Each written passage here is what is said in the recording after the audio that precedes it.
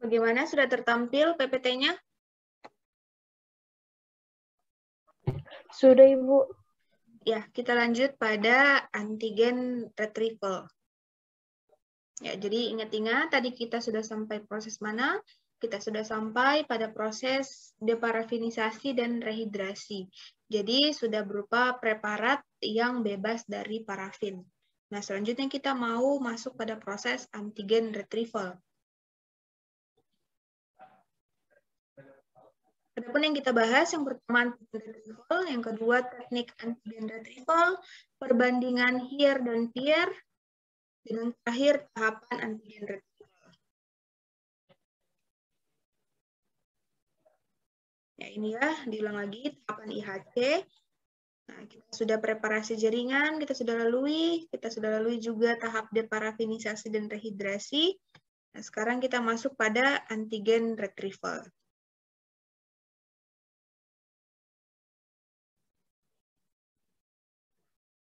Jadi antigen retrieval itu apa? Ya, antigen retrieval itu bisa didefinisikan sebagai salah satu langkah penting dalam memunculkan epitop antigen pada pewarnaan imunohistokimia.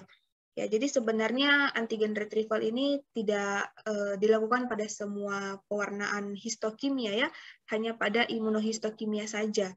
Kenapa? Karena pada proses imunohistokimia kita akan melibatkan antigen dan antibodi. Kita ingin antigen pada jaringan kita lebih mudah diikat oleh antibodi. Nah, sehingga antigen kita ini harus kita munculkan. Ya, jadi namanya saja antigen retrieval, artinya memunculkan epitop antigen. Ya, ada yang masih ingat apa itu epitop antigen? Epitop. Apa itu epitop?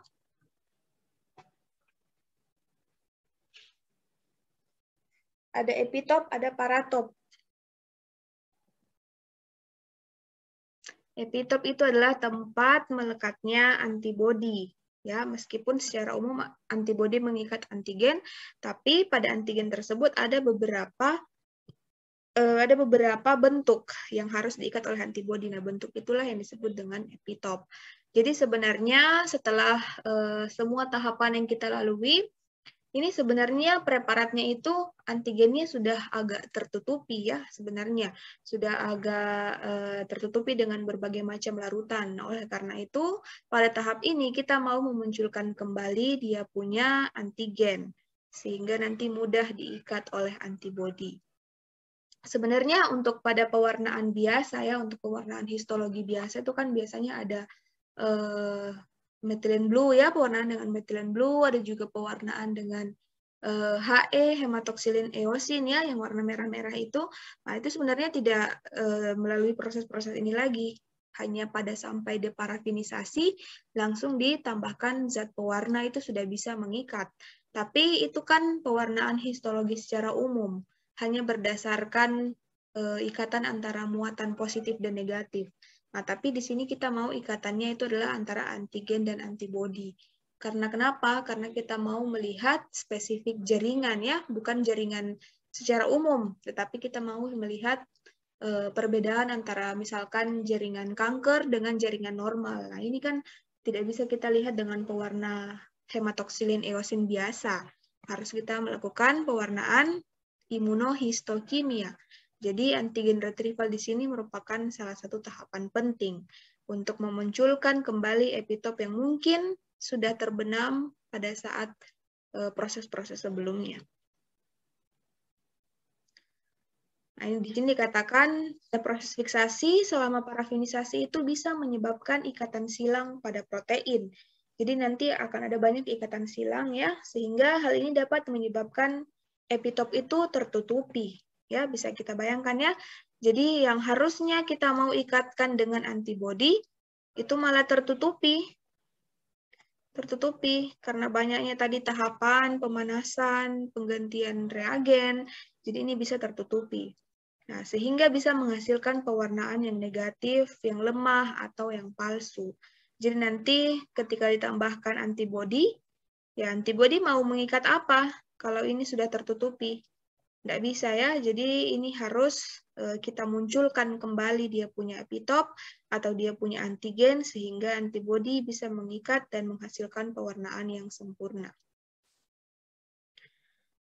Nah, ini dikatakan bahwa bisa diatasi ya dengan metode atau teknik antigen retrieval. Jadi antigen retrieval ada dua teknik yang secara umum digunakan. Bisa menggunakan teknik head-induced epitope retrieval atau HIR, atau juga bisa menggunakan proteolytic induced epitope retrieval. Jadi retrieval epitope yang diinduksi panas, ya head ya. Jadi bisa kita gunakan metode pemanasan atau antigen retrieval yang diinduksi proteolitik. Ya, apa itu proteolitik? Ada yang tahu? Proteolitik ini enzim ya, enzim proteolitik, enzim yang memecah proteo atau protein. Ya, jadi nanti ada beberapa jenis enzim yang bisa digunakan. Nah, adapun manakah yang akan digunakan itu sebenarnya tergantung pada jenis jaringan dan antibodi primer yang kita gunakan ya, karena ada beberapa jenis jaringan atau ada beberapa antibodi primer yang cocok untuk metode HIR, ada juga jenis jaringan yang cocok untuk metode PIR. Ya, masing-masing sebenarnya memiliki kelebihan dan kekurangan. Ini. Kalau yang metode HIR, yang metode induksi melalui pemanasan, di sini dilakukan ketika slide dipanaskan selama waktu tertentu dalam buffer tertentu.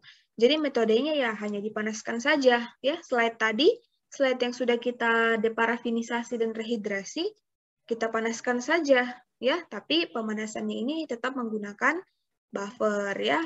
Apalagi tujuan buffer? Tujuan buffer itu apa? Menjaga keseimbangan asam basa, Bu. Iya, asam basa ya. Terlebih dari itu bisa juga menjaga agar jaringannya tidak rusak. Ya, jadi dia menyangga. Sebagai buffer itu artinya penyangga. Dia menyangga jaringan meskipun dipanaskan, ya proteinnya tidak rusak ya. Hanya protein-protein yang mau kita hilangkan saja yang akan terlepas. Karena kan kita mau munculkan antigennya. Jadi kita harus sangga dia punya jaringan supaya tidak terlepas. Nah, biasanya untuk pemanasannya ini ya bisa menggunakan alat-alat secara umum ya, bisa menggunakan microwave, menggunakan pressure cooker, water bath, steamer, dan lain-lain. Intinya ini mirip-mirip untuk alat memasak ya. Adapun buffer yang digunakan adalah yang umum itu menggunakan buffer sitrat. Namun pilihan buffer ini tergantung juga pada antibodi yang digunakan ya. Sekali lagi tergantung dengan jenis antibodinya. Ada antibodi yang cocok dengan buffer sitrat, ada juga yang cocok dengan buffer EDTA dan lain-lain. Nah, juga diikuti petunjuk pada lembar data khusus dan rekomendasi untuk pengambilan buffer. Sebagai aturan praktis, buffer EDTA bekerja lebih baik ketika menggunakan antibodi terhadap fosfatirosin. Nah, ini contohnya ya. Kalau kita mau gunakan antibodi terhadap fosfatirosin, ya maka buffer yang bagus adalah buffer EDTA. Tapi tergantung dengan jenis antibodi yang kita gunakan nanti. Nah, selanjutnya adalah yang menggunakan proteolytik, yang menggunakan enzim. Nah, dalam teknik PIR, epitop dimunculkan menggunakan peptidase. Ya, peptidase atau proteolitik sama aja. Nah, di sini secara umum adalah menggunakan enzim tripsin. Tripsin adalah enzim populer yang memecah ikatan silang protein, memunculkan antigen yang tersembunyi, dan dengan demikian dapat meningkatkan intensitas pewarnaan dan spesifisitas antibodi primer. Ya, jadi karena tadi seperti yang saya katakan ya, dengan adanya berbagai jenis tahapan yang melibatkan berbagai jenis treatment, reagen, nah itu proteinnya itu bisa mengalami ikatan silang sehingga antigennya tertutupi.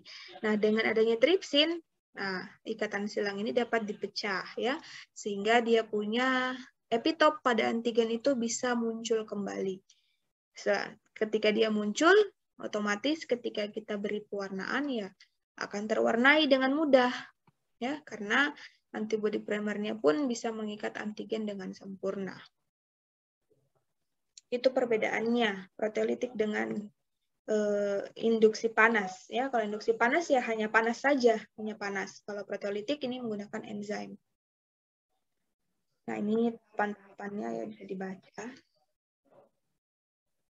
Nah, dikatakan enzim lain yang bisa digunakan ada proteinase K, pepsin, protease, dan pronase. Intinya semua adalah jenis enzim proteolitik.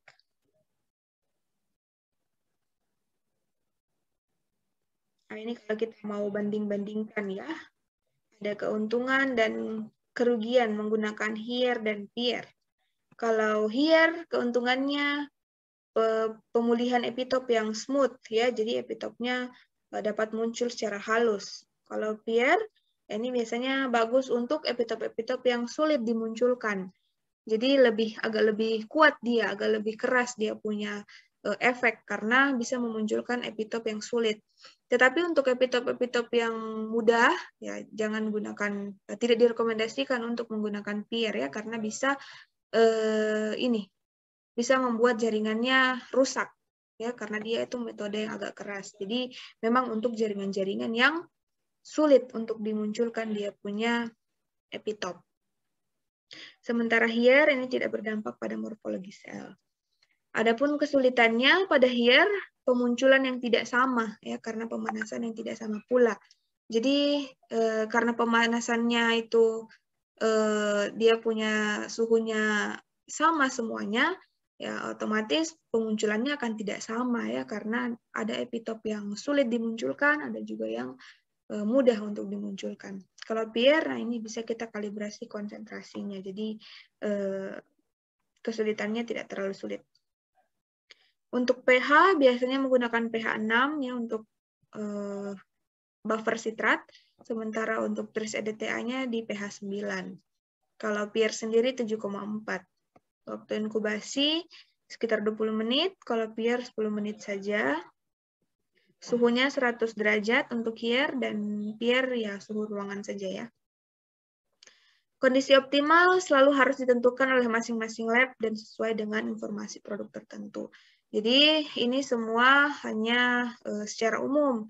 Adapun kalau kita mau sesuaikan lagi ya kita lihat di informasi produknya mengenai penyimpanan, mengenai perlakuan. Nah, ini tergantung dengan jenis produknya atau mereknya. Ini hanya secara umum. Ini tahapannya. Ini tahapan antigen retrieval yang metode induksi panas atau here. Ya, perhatikan.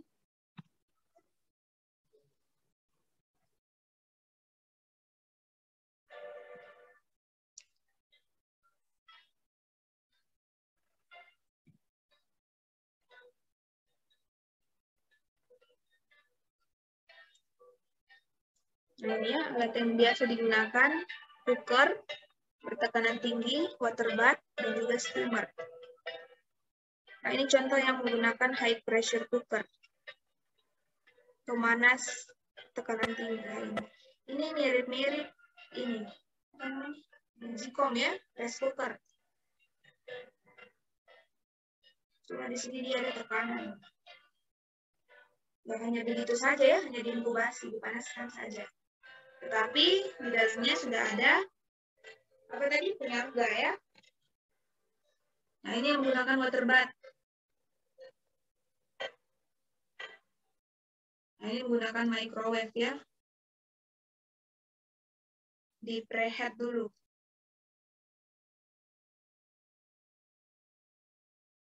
Menggunakan microwave, baru masukkan ke water bath.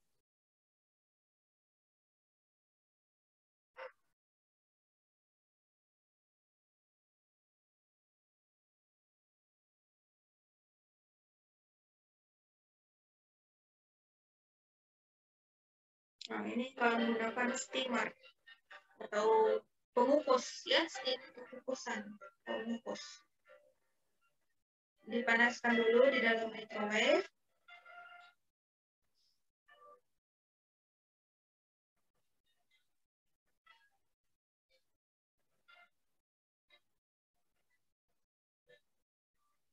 Baru dimasukkan dalam kemasan.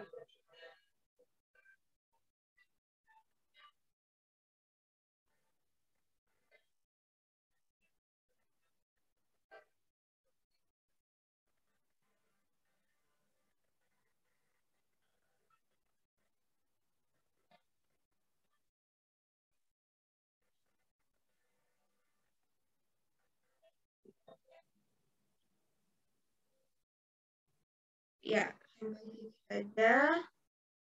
Ya, tadi kalau kalian lihat ada beberapa alat yang digunakan ya untuk metode induksi panas. Ada steamer, ada water bath, ada juga cooker bertekanan tinggi. Nah, sebenarnya apapun alat pemanasnya, yang terpenting di sini adalah harus menggunakan buffer. Ya, tadi kalian lihat di dalam wadah itu sebelum dimasukkan ke dalam pemanas ada slide itu dimasukkan ke dalam sebuah wadah yang berisi buffer. Ya, buffernya tentunya berfungsi agar menyangga jaringannya agar tidak rusak oleh pemanasan. Tujuannya apa? Ya, tujuannya itu tadi untuk antigen masking ya, unmasking, membuka atau memunculkan kembali antigen yang tertutupi supaya nanti mudah diikat oleh antibodi ya, antibodi yang ada dalam pewarna. Ya, sampai sini ada pertanyaan mengenai antigen retrieval.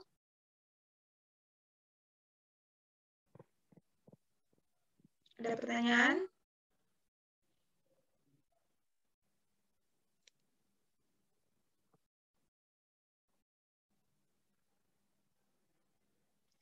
Kalau tidak ada, mungkin minggu depan ya, kalau tidak ada halangan kita meet ya, insya Allah. Bu, saya mau bertanya, Bu. Ya. Apakah ada sampel, Bu, yang hanya bisa dilakukan dengan teknik peer dan peer, Bu? Bagaimana? Kurang jelas suaranya? Apakah ada sampel yang hanya bisa dilakukan dengan teknik here atau peer, Bu? Semuanya sama ya, semuanya sama. Tergantung itu tadi jenis antibodinya. Karena ada antibodi yang cocok untuk here, ada juga antibodi yang cocok untuk peer. Dan juga tergantung antigennya. Seperti ini ya, seperti keuntungan untuk menggunakan here itu pemulihan epitopnya yang lebih smooth. Tapi kalau peer, nah ini yang khusus untuk jaringan-jaringan yang antigennya sulit untuk dimunculkan.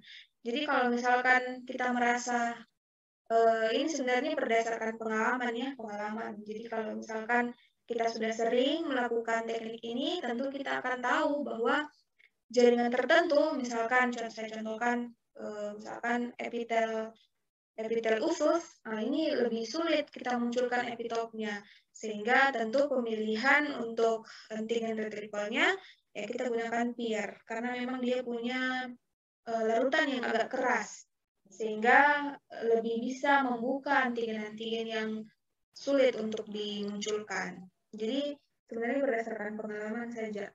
Jaringan-jaringan mana yang sulit dimunculkan ya pakai peer, kalau mudah ya pakai here saja. Seperti itu. Apa bisa dipahami? Bisa, Bu. Terima kasih, Bu. Iya, ada lagi pertanyaan?